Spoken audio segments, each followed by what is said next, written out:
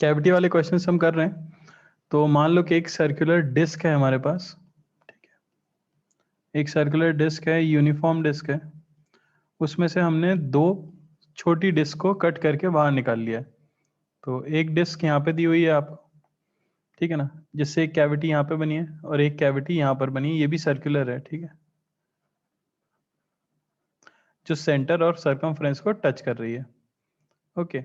और ये वाली जो डिस्क है, इसके सेंटर के कोऑर्डिनेट्स हमें पता है। इसके सेंटर ऑफ के कोऑर्डिनेट्स r/2 कॉमा r/2, या हाँ ठीक है, r/2 कॉमा r/2 है। ट्राई करो जरा एक बार। चलो देखो कैसे होगा। तो मैं क्या करूंगा, कैविटी को फिल करना होता है प्लस माइनस रो से। जब आप कैविटी को प्लस सिग्मा से भर देते हो, यहाँ पे सिग्मा है क्योंकि हमारे पास, तो हमें एक पूरी डिस्क मिल जाएगी आर रेडियस की, जिसका सेंटर ऑफ मास उसके सेंटर पे होगा। इसे मैं m1 बोल देता हूँ।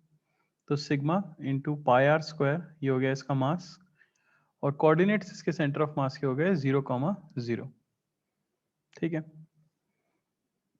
अब माइनस सिग्मा से जब हम भरेंगे तो हमें दो कैविटी की डिस्क मिलेंगी। एक तो आपको मिलेगी यहाँ, ठीक है ना, जिसकी रेडियस तो कितनी होगी r/2, ये नीचे वाली है, इसे मैं m2 बोल रहा हूँ। तो ये हो गई हमारी m2, और m2 में क्या लिख सकता हूँ, माइनस सिग्मा इंटू पाए r/2 का स्क्वायर। और इसके सेंटर ऑफ मास के कोऑर्डिनेट्स क्या होंगे, तो आप देख सकते हो सेंटर ऑफ मास यहाँ होगा, यानी कि x कोऑर्डिनेट 0 और माइनस r/2। सही है कि नहीं।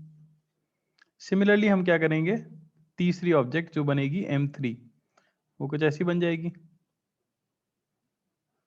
जिसकी रेडियस r/3 है और वो माइनस सिग्मा से भरी हुई है। तो m3 की वैल्यू क्या आ जाएगी, माइनस सिग्मा इंटू पाए r/3 का स्क्वायर।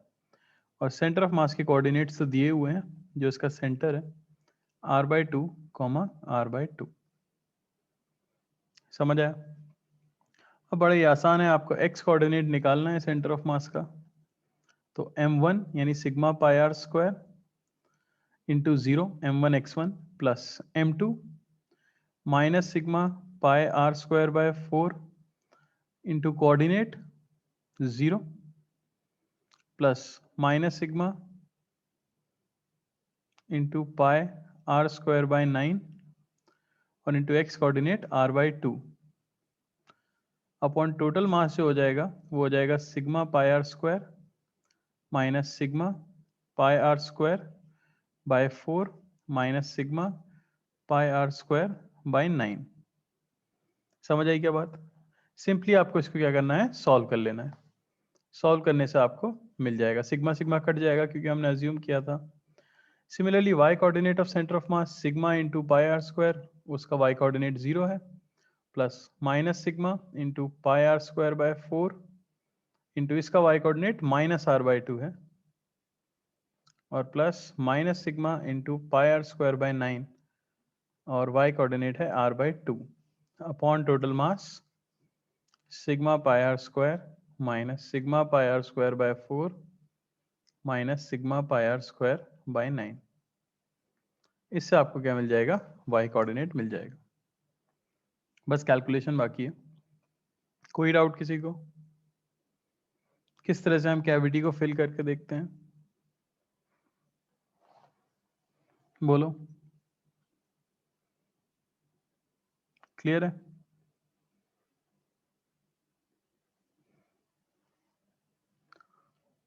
ठीक है, आगे देखो एक क्वेश्चन और करेंगे फाइनली। ज़्यादा क्वेश्चन करने की ज़रूरत नहीं है, बाकी मॉड्यूल में मिल जाएंगे आपको क्वेश्चंस। मेथड समझ आ जाना चाहिए, किसी को मेथड में डाउट हो तो प्लीज़ पूछ ले। तो मान लो कि हमारे पास यहाँ पे कोन है जो इस तरह से ग्राउंड पे रखा हुआ है, ठीक है ना।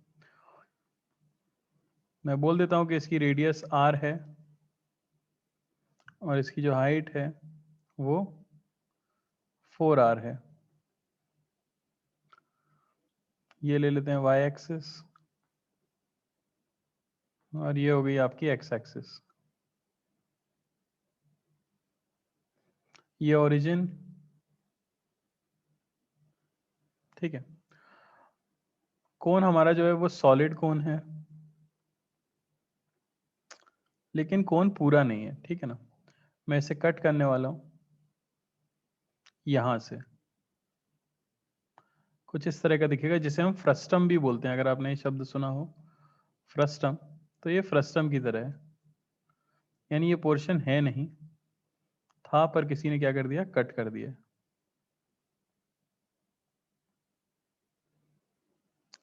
बात समझ पा रहे हो।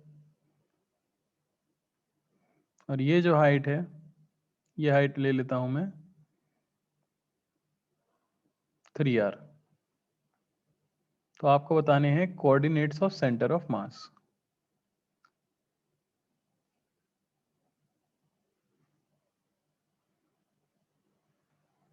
ट्राई करो जरा सभी लोग। चलो देखो, सेम चीज करनी है हमें।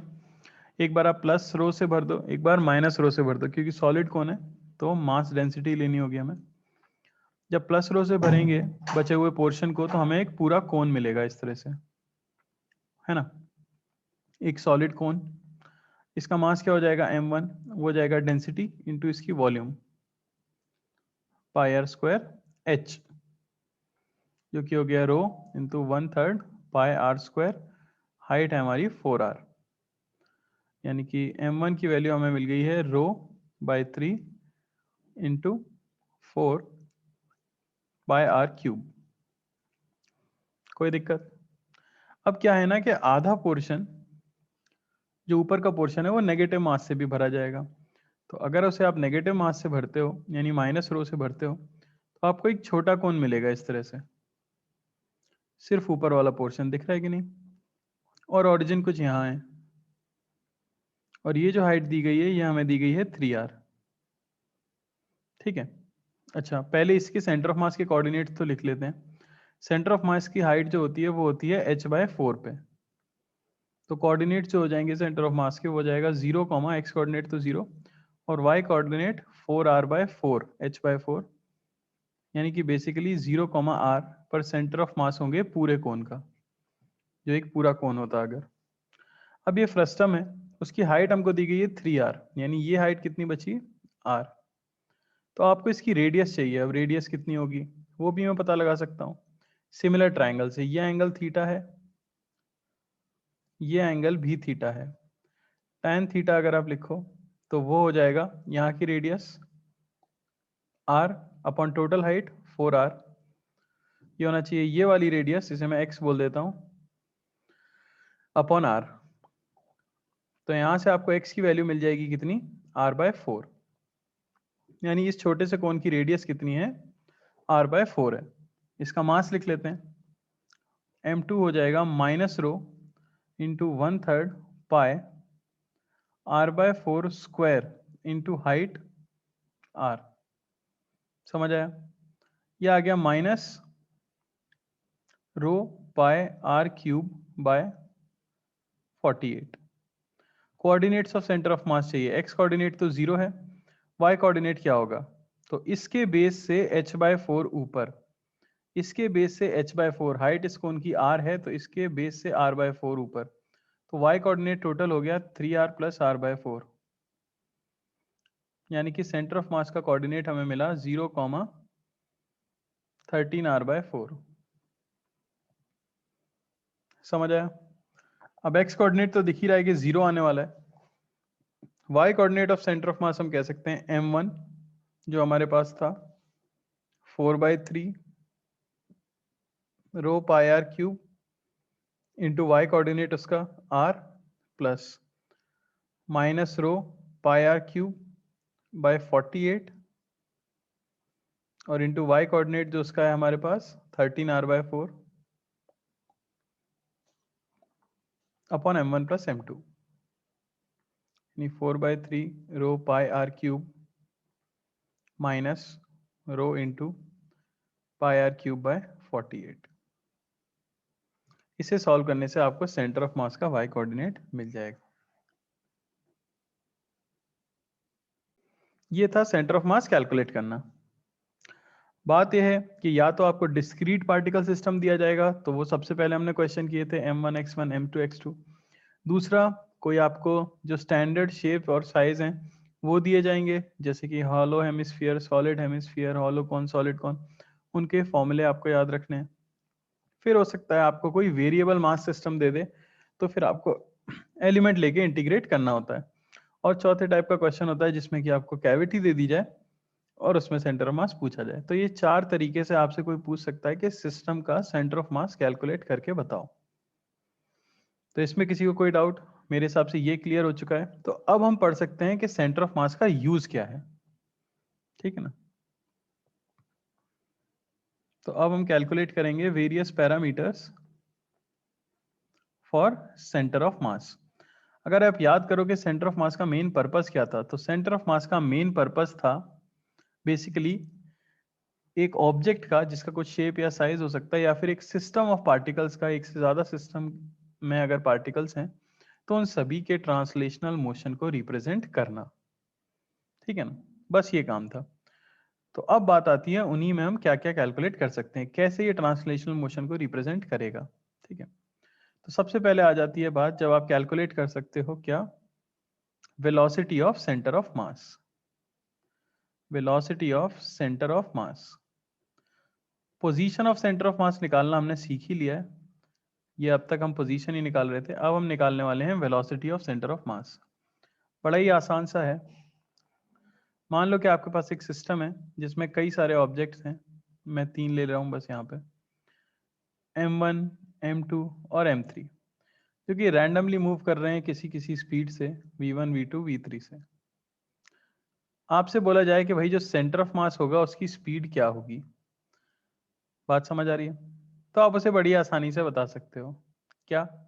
हम सीधे सीधे कह देते हैं velocity of centre of mass will be m1 v1 plus m2 v2 plus m3 v3 by m1 plus m2 plus m3।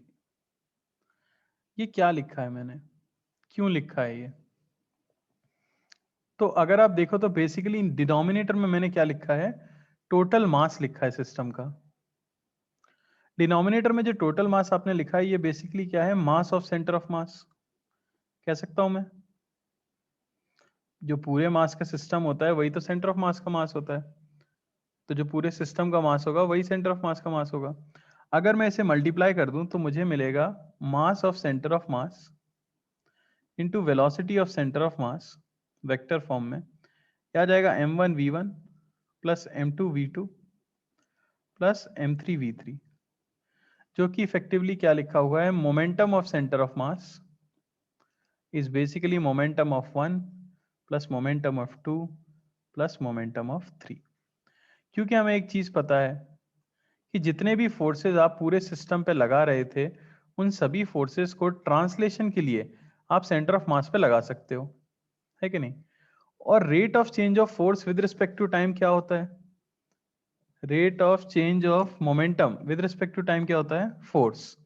तो अगर आप पूरे सिस्टम पे लगने वाले फोर्सेस को सेंटर ऑफ मास पे लगा सकते हो तो इफेक्टिवली पूरे सिस्टम का जो रेट ऑफ चेंज मोमेंटम का होगा वही तो rate of change centre of मास का भी होगा। तो ये हमेशा याद रखें कि आपको कोई भी सिस्टम और पार्टिकल अगर दिया गया है तो मैं सेंटर ऑफ मास का मोमेंटम सिंपली सारे इंडिविजुअल पार्टिकल्स के मोमेंटम के समेशन से, वेक्टर समेशन से निकाल सकता हूँ। कोई दिक्कत इसमें? कैलकुलेट कर सकते हो? ठीक है ना? बस साधारण सी चीज है। सिमिलरली अगर आपसे कोई पूछ ले acceleration of centre of mass, acceleration of centre of मास, तो अब वो भी सीधी सी बात है, acceleration of centre of mass क्या मिल जाएगा आपको? बोल जाता है m1 a1 plus m2 a2 plus m3 a3, जितने भी हों particles upon m1 plus m2 plus m3, जो कि इफेक्टिवली लिखा हुआ है कि net force on centre of mass is vector summation of, देखो मास को मल्टीप्लाई अगर आप कर देते हो तो आपको मिलेगा force on centre of mass is basically F1 plus F2 plus F3। जो भी इंडिविजुअल पार्टिकल्स पे लगने वाले फोर्सेज हैं उन सभी को अगर सेंटर ऑफ मास पे लगा दें तो वो उस पूरे सिस्टम के मोशन को रिप्रेजेंट कर सकता है। कोई डाउट किसी को? तो आप कैलकुलेट कर सकते हो क्या, वेलोसिटी ऑफ सेंटर ऑफ मास। एक क्वेश्चन कराऊंगा सिर्फ मैं उसके ऊपर, बड़ा ही साधारण सा सवाल होगा, ठीक है ना। सभी लोग कोशिश करना है यार आंसर दे सको, कम ही लोग आंसर दे पाते हैं। बहुत इजी क्वेश्चन है। एक 1 kg की ऑब्जेक्ट है जो कि मान लो कि मूव कर रही है 2 मीटर पर सेकेंड से आई कैप में प्योरली, ठीक है ना। एक हमारे पास 2 kg की ऑब्जेक्ट है जो कि मूव कर रही है इस तरह से 10 मीटर पर सेकेंड से at an angle of 37 degree. और तीसरी हमारी जो ऑब्जेक्ट है वो इस समय ओरिजिन पे है और वो मूव कर रही है कुछ इस तरह से, कह देता हूं मैं 20 मीटर पर सेकेंड से at an angle of 53 degree. तो आपको बताना है velocity of centre of mass क्या होगा। ट्राई करो, देखो जरा। बड़ा ही सिंपल सा क्वेश्चन है। कंपोनेंट्स ले लेते हैं पहले वेलोसिटी के। यहाँ इसकी कंपोनेंट वेलोसिटी का कितना आ जाएगा, तो 20 cos 53 यानी कि 3/5, 12, 20 sin 53 यानी कि 16, 10 cos 37 यानी 8, 10 sin 37 यानी कि 6। तो सीधे सीधे आप लिख सकते हो कि भाई वेलोसिटी ऑफ सेंटर ऑफ मास ये हो जाएगी m1 यानी कि 1 kg into 2i cap m1v1 plus m2 यानी कि 2 kg जो कि ओरिजिन के ऊपर है इंटू उसका velocity vector -12i plus 16j plus m3 जो कि है 2 kg और वेलोसिटी है उसकी -8i plus 6j upon m1 plus m2 plus m3 यानी 2 प्लस 2 प्लस 1। तो वेलोसिटी ऑफ सेंटर ऑफ मास आपको क्या मिल जाएगी, 2i कैप, ठीक है ना, -24i कैप और -16i कैप।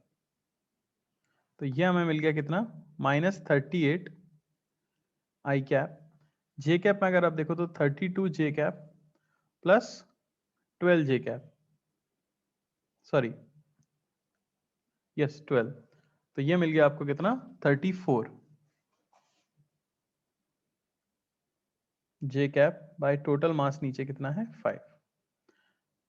एक सेकेंड कैलकुलेशन देख लो जरा, 32 हो रहा है और 12 ऑब्वियसली 44, 34 तो कैसे होगा, 44 जे कैप, ठीक है ना। ये मिल गई आपको वेलोसिटी। ये क्वेश्चन में मैंने पार्टिकल ओरिजिन पे इसीलिए लिया क्योंकि कई लोग सोचते हैं ओरिजिन पे अगर पार्टिकल है तो मोमेंटम नहीं होगा। ऐसा कुछ नहीं है, वो तो पोजीशन वेक्टर निकालते में काम नहीं आता। सेंटर ऑफ मास की पोजीशन निकालने में कोऑर्डिनेट जीरो हो जाते हैं, मोमेंटम में कोऑर्डिनेट्स का कोई काम ही नहीं है, ठीक है, क्लियर। तो ऐसे अगर किसी भी क्वेश्चन में आपको फोर्स पूछा जाए नेट सेंटर ऑफ मास पे, एक्सेलरेशन पूछा जाए नेट सेंटर ऑफ मास का, या वेलोसिटी पूछी जाए, बड़ी आसानी से बता सकते हो। तो इंपॉर्टेंट कॉन्सेप्ट जो स्टार्ट होता है यहाँ पे वो आता है मोमेंटम कंजर्वेशन का, कंजर्वेशन ऑफ लीनियर मोमेंटम, हद से ज्यादा इंपॉर्टेंट, ठीक है ना, बहुत ज्यादा यूजफुल और बहुत ही ज्यादा इजी भी है, कंजर्वेशन ऑफ लीनियर मोमेंटम। तो एक चीज मैं देख सकता हूं कि हमें पता है कि force on the centre of मास ये एक्यूमुलेशन है सारे वेक्टर फोर्सेस का जो कि सिस्टम ऑफ पार्टिकल्स पे लग रहे होंगे। अब फोर्स होता क्या है, तो वो होता है d by d t of momentum. तो इसे मैं लिख सकता हूँ d by d t of momentum of centre of mass, ठीक है ना। If in any direction, if, या फिर पहले ये लिख लेते हैं कि if net force on the centre of mass, if net force on the centre of mass is equal to zero, यानी कि अगर सेंटर ऑफ मास पे लगने वाला नेट फोर्स अगर जीरो हो जाए तो मैं क्या कह सकता हूं, तो मैं कह सकता हूं D by d t of momentum of centre of मास ये भी क्या हो जाएगा, जीरो। किसी भी चीज का डिफरेंशिएशन जीरो कब होता है, जब momentum of centre of mass क्या हो जाए, कांस्टेंट। यानी अगर कोई सिस्टम आपको दिया हुआ है जिस पे लगने वाला नेट फोर्स जीरो है, यानी सेंटर ऑफ मास पे लगने वाला नेट फोर्स जीरो है, तो उस सिस्टम का मोमेंटम कभी भी चेंज नहीं हो सकता। बात समझ आ रही है? और अगर मैं क्लियरली लिखूं तो मैं लिख सकता हूं कि the direction in which F net is zero, momentum of that direction remains constant. Momentum of that direction remains constant. अब जनरली हॉरिजॉन्टल डायरेक्शन हमारे पास होती हैं और वर्टिकल डायरेक्शन होती है। तो अगर नेट फोर्स हॉरिजॉन्टल डायरेक्शन में जीरो है तो मोमेंटम हॉरिजॉन्टल डायरेक्शन में कांस्टेंट रहेगा। अगर नेट फोर्स वर्टिकल डायरेक्शन में जीरो है तो मोमेंटम वर्टिकल डायरेक्शन में कांस्टेंट रहेगा। आपको सिर्फ क्या याद रखना है, एक सिस्टम का मोमेंटम कांस्टेंट रहता है अगर उस पर लगने वाला एक्सटर्नल फोर्स जीरो है तो। कोई डाउट किसी को?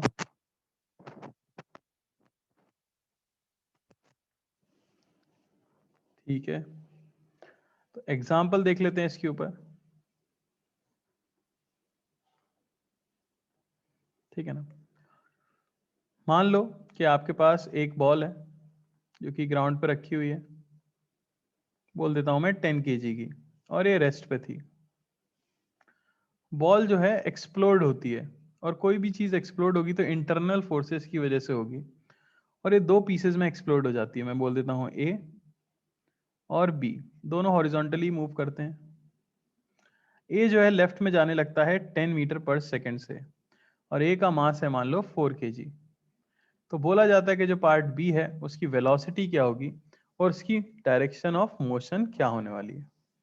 ठीक है, बहुत ही आसान सवाल है, पर मैं एक बार करके जरूर दिखा रहा हूं।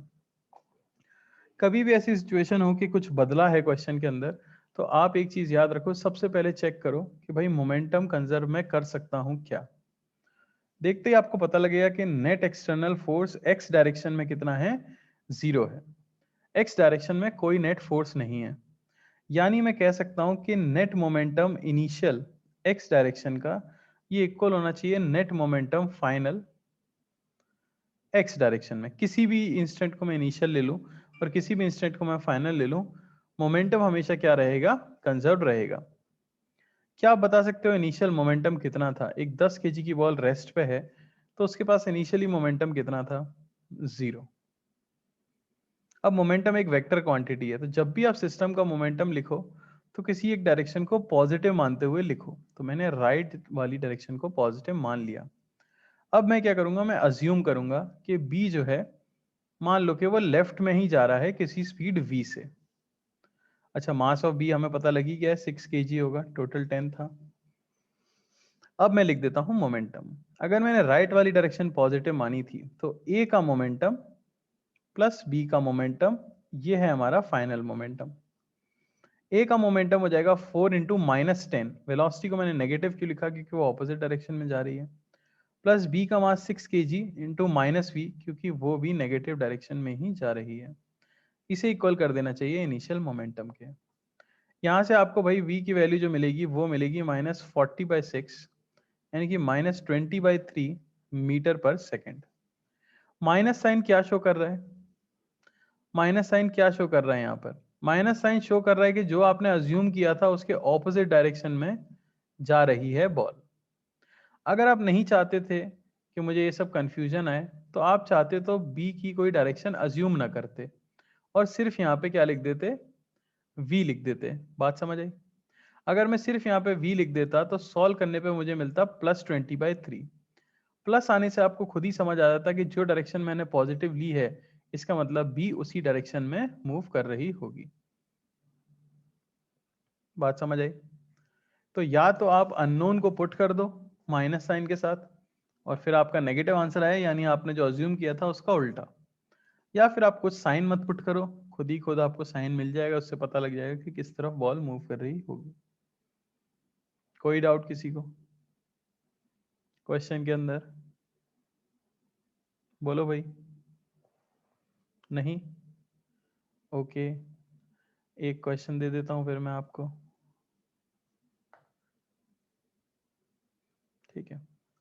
तो ये सिचुएशन है हमारे पास, नॉर्थ, ईस्ट, वेस्ट और साउथ। मान लो कि हमारे पास एक बॉम्ब है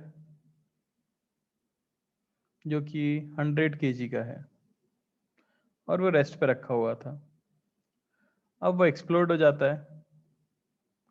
the bomb explodes into 3 parts. A जिसका मास हो जाता है 25 kg, बी जिसका मास हो जाता है 25 kg। ईस्ट को मैं बोल रहा हूँ आई कैप और नॉर्थ को मैं बोल रहा हूँ जे कैप। वेलोसिटी ऑफ ए आपको दे दी जाती है भाई, मान लो 10 metre per second I cap, और वेलोसिटी ऑफ बी आपको दे दी जाती है, ठीक है ना, 20 मीटर पर सेकेंड जे कैप। तो आपको बताना है velocity of third part C with direction and its direction of motion. एक काम करता हूं मैं, थोड़ा रुको जरा, सॉल्व करना मत शुरू कर देना। मैं ये डायरेक्शन नहीं देता ताकि आपको आंसर ईस्ट वेस्ट के टर्म्स में देना पड़े। आई कैप जे कैप नहीं देता मैं, इनको भूल जाओ। इसकी जगह मैं दे देता हूं कि ये जा रहा है ईस्ट और ये जा रहा है नॉर्थ। चलो ट्राई करो जरा। चलो देखो, तो मैं करने के दो तरीके बताता हूँ। एक तो श्योर है जिससे कभी आंसर गलत आ ही नहीं सकता, क्योंकि वो तो आप फुल प्रूफ कर रहे हो। सबसे पहले अगर आप देखो तो पूरे क्वेश्चन में हॉरिजॉन्टल प्लेन है, ठीक है ना, हॉरिजॉन्टल प्लेन है, यानी ग्रेविटी जो एक्ट कर रही है वो तो इनटू द प्लेन एक्ट कर रही है। तो हॉरिजॉन्टल प्लेन में नेट फोर्स तो क्या है भाई, जीरो है। क्योंकि हॉरिजॉन्टल प्लेन में नेट फोर्स जीरो है तो नेट मोमेंटम सिस्टम क्या क्या रहना चाहिए, कंजर्व्ड रहना चाहिए। तो मैं सीधे सीधे लिख सकता था कि momentum of A plus momentum of B plus momentum of C, ये होना चाहिए इनिशियल मोमेंटम की इक्वल, जो कि बॉम्ब का मोमेंटम था और वो था जीरो। अगर मैं अज्यूम कर लूं ये आई कैप है और ये जे कैप है, मैंने अज्यूम किया है, ऐसा दिया नहीं था क्वेश्चन में, तो मैं लिख सकता हूं mass of A 25 into velocity 10 i cap plus mass of B 25 velocity 20 j cap plus momentum of C, ये हो जाना चाहिए जीरो। बात समझ आई? यहां से आप लिख सकते हो मोमेंटम ऑफ सी, ये आपको मिलेगा -250 आई कैप और -500 जे कैप। इसे मैं लिख सकता हूं mass of C into velocity of C.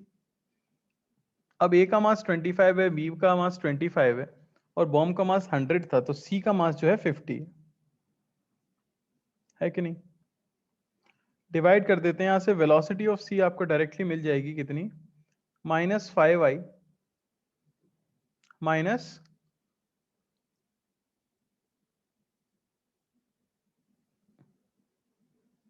-5i minus 10j। सही है कि नहीं, मीटर पर सेकेंड। इसे प्लॉट कर लो, -5i इधर बनेगा माइनस आई कैप में, -10j नीचे की तरफ बनेगा। तो नेट स्पीड जो आएगी वो इधर आएगी आपकी, और वो होगी √5 का स्क्वायर प्लस 10 का स्क्वायर, यानी कि 5√5। एंगल अगर हमसे पूछ लिया जाए तो मैं ये एंगल निकाल लेता हूँ थीटा। tan थीटा की वैल्यू क्या आ रही है हमारे पास, tan थीटा आपको मिलेगा 10/5, यानी कि कितना, 2। तो आंसर मैं किस तरह से दूंगा, मैं सीधे सीधे बोलूंगा कि velocity of C is 5√5 metre per second at tan−2। ये एंगल है साउथ ऑफ वेस्ट। बात समझ आई, साउथ ऑफ वेस्ट। याद करो काइनेमेटिक्स में इस तरह से लिखना सिखाया था। अरे क्लियर है कि नहीं? कोई डाउट किसी को? कोई डाउट? दूसरा मेथड में क्या कर सकता था? दूसरा मेथड देखो, ड्रॉ कर लूं मैं जानता हूं कि भाई ए जो है वो इधर जा रहा है, ठीक है ना, बी जो है वो इधर जा रहा है, तो सी को जो जाना पड़ेगा उसके रिजल्टेंट में ही जाना पड़ेगा, तभी तो जीरो होगा। ए और बी के मोमेंटम का रिजल्टेंट इस लाइन के अलोंग आएगा, तो सी को उसके ऑपोजिट जाना पड़ेगा, तभी तो वो जीरो कर सकता है। तो यहां मान लो VC और ये एंगल मान लो थीटा। बात समझ आई? फिर x का मोमेंटम x से कैंसिल कर दो, y का मोमेंटम y से कैंसिल कर दो, x और y की स्पीड मिल जाएगी, थीटा मिल जाएगा, सीधे आप अपना आंसर दे सकते हो। कोई डाउट किसी को? बोलो, क्लियर है? चलिए आगे बढ़ते हैं।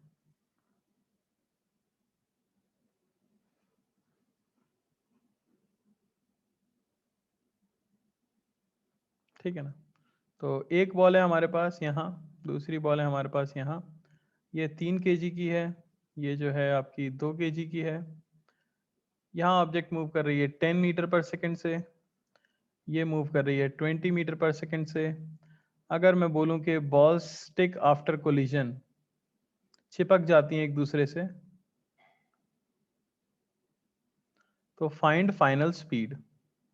फाइनली चिपकने के बाद कितनी स्पीड से मूव कर रही होंगी एंड डायरेक्शन, और किस डायरेक्शन में मूव कर रही होंगी। ट्राई करो भाई।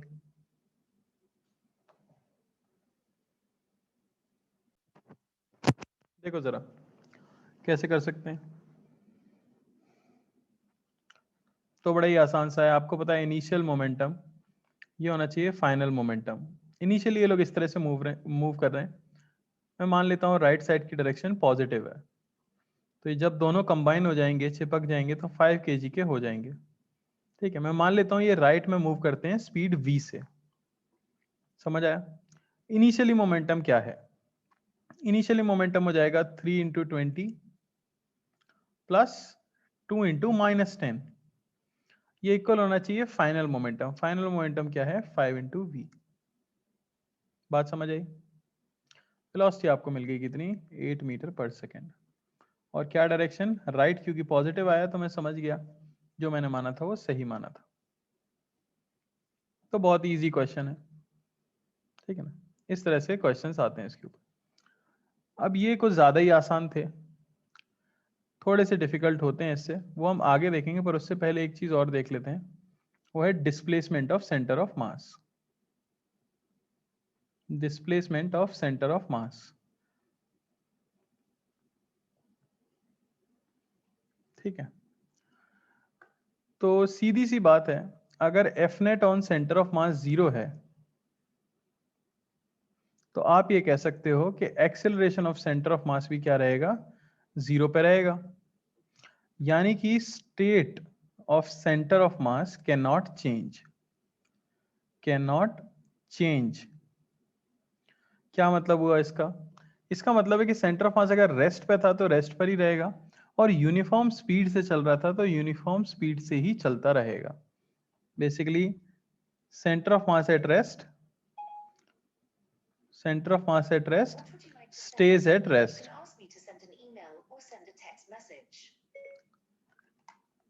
ठीक है ना, center of mass at rest will stay at rest, and center of mass moving at uniform speed, at uniform speed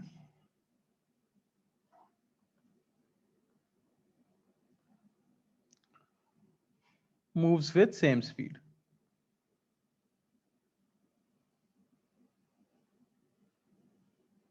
बात समझ आई? ठीक है, तो ये चीजें वैसे ऑब्वियस हैं, पर इस पर क्वेश्चन कैसे आ जाते हैं देखो जरा। डिस्प्लेसमेंट पे बेस्ड क्वेश्चन किस तरह से आएंगे?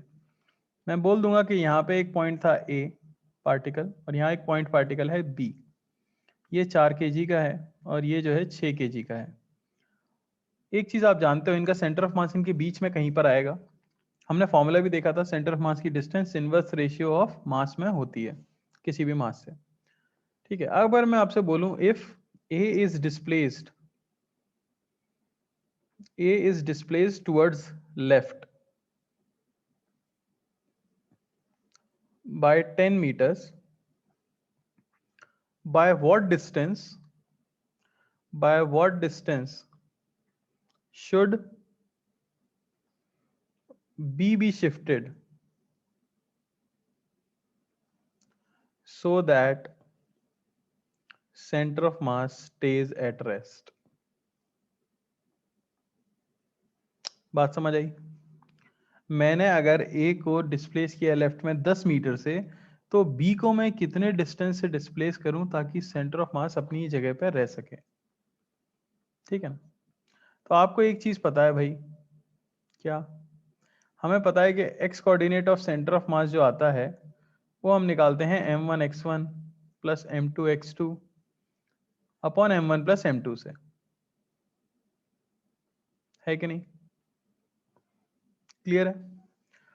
तो अगर मैं बोलूं, इनको डिफरेंशिएट कर दूं मैं बेसिकली, तो displacement of centre of mass in x direction ये कहला सकता है m1 delta x1 plus m2 delta x2 by m1 plus m2। तो इस तरह से भी मैं फॉर्मूला यूज कर सकता हूं डेल्टा x से। अगर centre of mass remains at rest, अपनी ही जगह पे अगर वो रहता है, तो हम कह सकते हैं delta x centre of mass क्या हो जाना चाहिए? 0 हो जाना चाहिए कि नहीं? उसके एक्स कोऑर्डिनेट में कोई चेंज नहीं आना चाहिए। अगर ऐसा है तो फिर आपको रिलेशन बड़ी आसानी से मिल जाती है, m1 delta x1 plus m2 delta x2, ये क्या हो जाना चाहिए? 0। तो इसे फॉर्मूले की तरह भी याद रखते हैं, वैसे तो बड़ा ऑब्वियस सा है, ठीक है ना? तो अब मैं इस क्वेश्चन को अगर सॉल्व करता तो मैं क्या कह सकता हूं? अगर आप यहां पे अप्लाई करो तो m1 किसी एक डायरेक्शन को पॉजिटिव मान लो, इसे लेफ्ट में लेके गए तो 4 इंटू -10 प्लस 6 इंटू एक्स, ये क्या होना चाहिए? 0। यहां से आपको x की वैल्यू मिल जाएगी कितनी? 20/3 मीटर। और पॉजिटिव आया यानी कि मुझे राइट में डिस्प्लेस कर देना चाहिए, कितना? 20/3 मीटर डिस्प्लेस कर देना चाहिए। बात समझ आई क्या? साधारण सा सवाल है, कोई दिक्कत, कोई डाउट किसी को?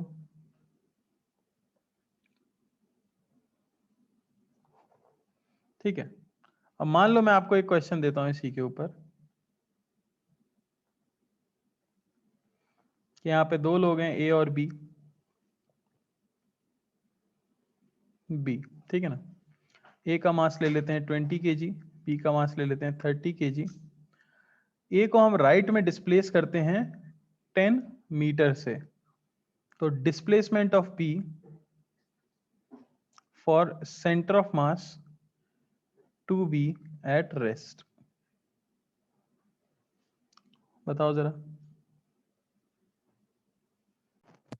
ठीक है, तो राइट वाली डायरेक्शन को मैंने ले लिया मान लो पॉजिटिव, तो बड़ा ही आसान सा है, 20 kg into 10 plus 30 kg into x, ये क्या हो जाना चाहिए? 0। एक्स की वैल्यू हमें यहाँ से मिल गई कितनी? -20/3 मीटर। माइनस साइन का मतलब क्या हो गया? 20/3 मीटर्स टू लेफ्ट, लेफ्ट में आपको इतना शिफ्ट कर देना चाहिए, ठीक है ना? सिंपल सा क्वेश्चन है। चलो थोड़ा सा ढंग का क्वेश्चन देखते हैं।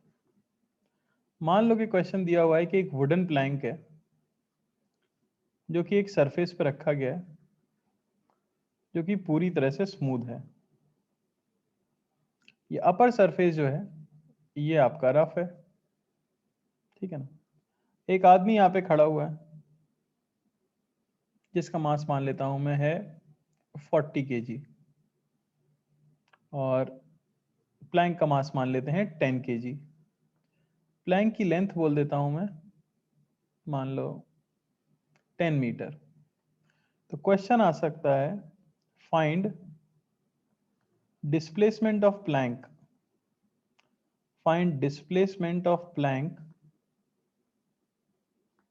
when man reaches the opposite end, बढ़िया श्रेष्ठ, ठीक है ना। तो क्वेश्चन है आपको, एक 40 केजी का मैन था जो 10 केजी के प्लैंक पे रखा हुआ है, जो नीचे से पूरी तरह से स्मूथ है। अगर आदमी चलता चलता दूसरे कोने पे पहुंचेगा तो उतनी ही देर में, उतने ही समय में नीचे जो वुडन प्लैंक था उसका डिस्प्लेसमेंट कितना हुआ होगा। एक क्वेश्चन में करके दिखा रहा हूं ऐसा, फिर आपको सोचना है। तो क्या होगा ना, आप फोकस करोगे सिस्टम के ऊपर, और सिस्टम में मानूंगा किसे, मैन प्लस प्लैंक को। अगर मैं मैन प्लस प्लैंक को एक सिस्टम मान लेता हूं, तो फिर जो भी फ्रिक्शन इनके बीच में लगेगा वो तो इंटरनल फोर्स हो जाएगा। क्या ग्राउंड प्लैंक के ऊपर कोई फ्रिक्शनल फोर्स लगा सकता है? नहीं, वो स्मूथ है। तो मैन प्लस प्लैंक सिस्टम के लिए मैं कह सकता हूं एफ एक्सटर्नल एक्स डायरेक्शन में इस समय पर क्या है, जीरो है। अगर एफ एक्सटर्नल एक्स डायरेक्शन में इस समय पर जीरो है तो centre of mass must remain at rest. वो चल ही नहीं सकता क्योंकि कोई फोर्स ही नहीं है, और इनिशियली रेस्ट पे था, सब कुछ रुका हुआ था, अब आदमी ने चलना शुरू किया। बात समझ आई? तो कैसे कर कैलकुलेट करते हैं ऐसे क्वेश्चंस? एक मेथड है, हमेशा वही याद रखो।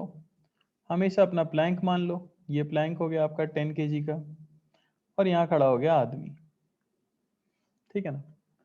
मैं अज्यूम कर लूंगा कि प्लैंक उतनी देर में डिस्प्लेस हो जाता है एक्स डिस्टेंस लेफ्ट में। मैंने राइट डिस्टेंस को पॉजिटिव मान रखा है, तो मैंने मान लिया कि plank is displaced, assume plank is displaced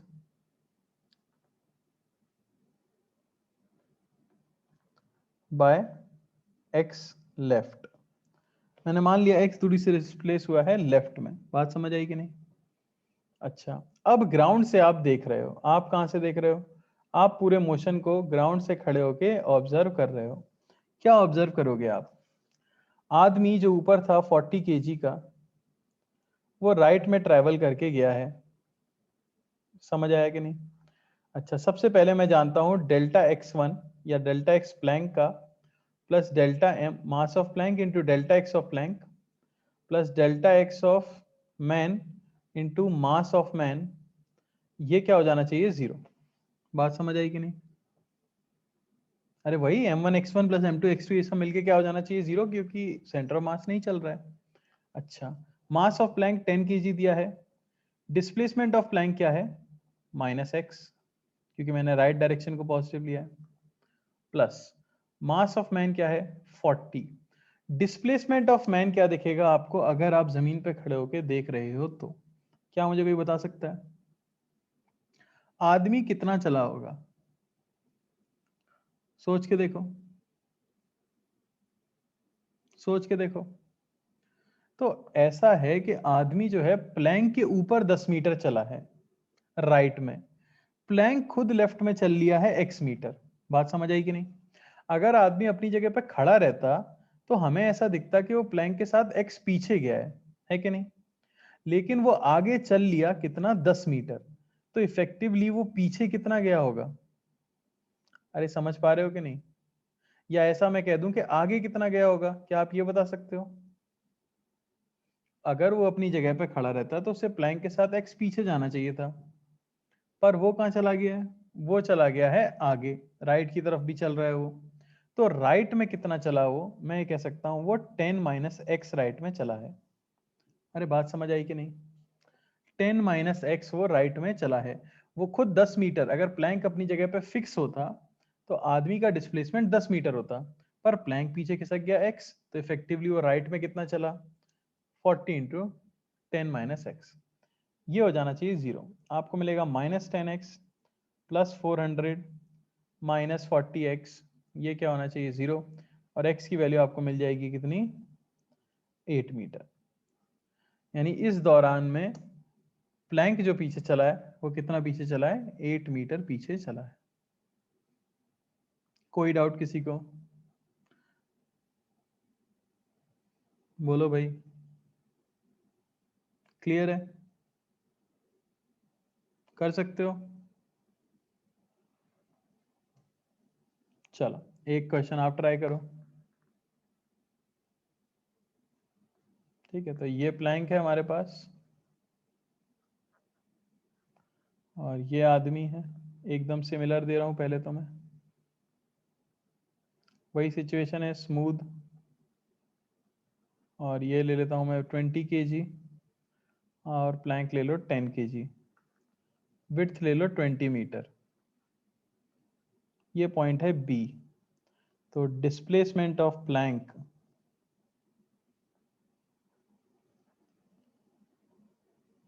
as man reaches B।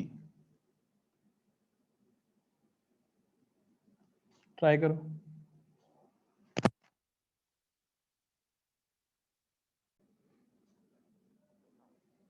देखो, तो मैं मान लेता हूं कि वो x चल गया लेफ्ट में, तो सीधे आप लिख सकते हो भाई कि 10 into minus x, right direction को पॉजिटिव मानते हुए, प्लस 20 इंटू 20 माइनस एक्स, ये क्या होना चाहिए, 0, माइनस 10x प्लस 400 minus 20x is equal to 0। x आपको मिल जाएगा भाई कितना, 40/3। और आपका आंसर कैसा आ गया है, पॉजिटिव। पॉजिटिव आया है, नेगेटिव आया है, पॉजिटिव आया है, हाँ ठीक है। 40/3, यानी हमने जो अज्यूम किया था वो सही अज्यूम किया है, यानी लेफ्ट में ही जाएगा, 40/3 मीटर्स टुवर्ड्स लेफ्ट। कोई दिक्कत? आपका अजम्पशन सही था और कॉमन सेंस भी था, आदमी राइट में जाएगा तो प्लैंक को पीछे ही जाना पड़ेगा। फटाफट फटाफट करते हैं क्वेश्चंस।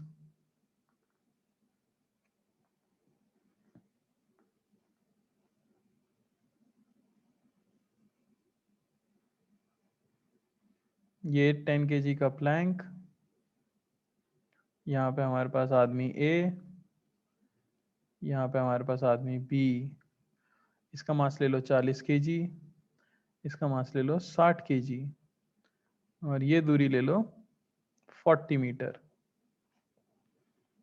तो आपको बताना है displacement of plank, displacement of plank when A and B meet at the centre of plank. तो ए बी की तरफ चला, बी ए की तरफ चला, और दोनों बीच में जाके मिल गए और रुक गए, बीचों बीच जाके। तो आपको बताना है प्लैंक कितना डिस्प्लेस हुआ होगा। चलो, तो मैं मान लेता हूं कि प्लैंक लेफ्ट में गया x, राइट डायरेक्शन को मैं मान लेता हूं पॉजिटिव। ठीक है, तो 40 प्लैंक के लिए क्या लिख सकता हूं मैं, 40 सॉरी 10 kg है प्लैंक का मास, तो 10 into minus x plus 40 kg का आदमी, 40 इंटू राइट में कितना गया होगा, तो 20 मीटर इसके ऊपर चल के गया है, पर x मीटर पीछे भी चला गया है, तो मैं कह सकता हूं कितना, 20 माइनस एक्स प्लस 60। ये तो लेफ्ट में चल के गया है कितना, 20 मीटर, और प्लस लेफ्ट में और चला गया होगा कितना, x। तो हमें माइनस साइन के साथ लिखना होगा 20 प्लस एक्स, क्योंकि टोटली लेफ्ट में गया वो इतना, ये होना चाहिए 0। बात समझ आई कि नहीं? जो जो नेट लेफ्ट में चलता हुआ मैं मान रहा हूं उसके साथ में माइनस साइन लिखूंगा। जैसे प्लैंक पूरा लेफ्ट में जा रहा है तो 10 इंटू माइनस एक्स, ए को मैंने सोचा कि राइट में गया होगा ओवरऑल वो, तो 20 माइनस एक्स, और बी ओवरऑल कहाँ गया होगा, लेफ्ट में, तो 20 प्लस एक्स टोटल वो गया लेफ्ट के अंदर। तो minus 10x plus 800 minus 40x minus 1200 minus 60x, ये हो जाना चाहिए क्या, 0। यहाँ से हमें मिल जाएगा 400, ये इक्वल हो जाना चाहिए किसके,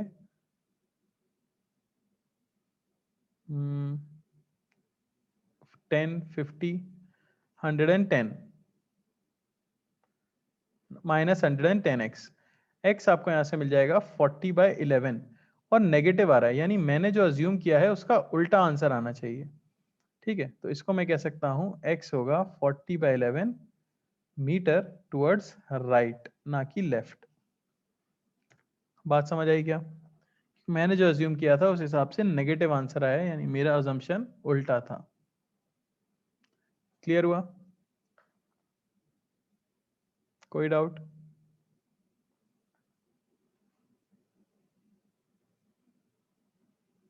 बी आगे जाएगा तब प्लैंक पीछे मूव करेगा, बेटा बी के पास आगे जाने की जगह ही नहीं है ना, बी भी अगर राइट में जा रहा होता तो फिर ओवरऑल प्लैंक लेफ्ट में मूव कर जाता। ठीक है,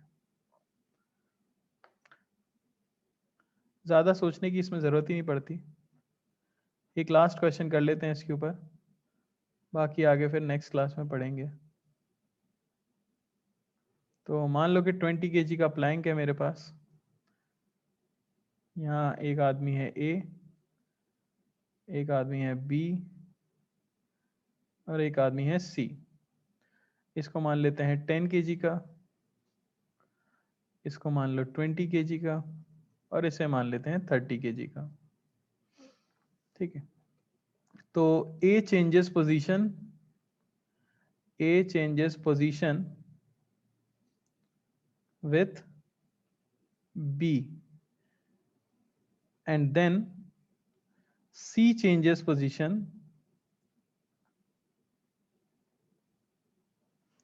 with B। तो आपको बताना है भाई डिस्प्लेसमेंट ऑफ प्लैंक। ट्राई करो।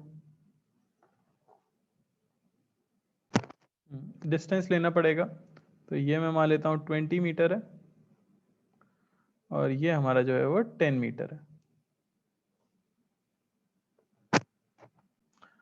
तो सभी लोग इसको घर पे ट्राई करना, नेक्स्ट क्लास में मैं इसका आंसर बताऊंगा। अच्छे से ट्राई करना, सोच समझ के ट्राई करना, किसी एक डायरेक्शन को चूज कर लेना और फिर सॉल्व करना। ठीक है, क्योंकि अभी तक सिर्फ 2 ही बच्चे आंसर दे पाए, इसलिए मैं चाहता हूँ सभी लोग ट्राई करें। पहले ए और बी ने पोजीशन चेंज की, उसके बाद सी और बी ने पोजीशन चेंज की है। ठीक है, ट्राई करना सभी लोग। ओके।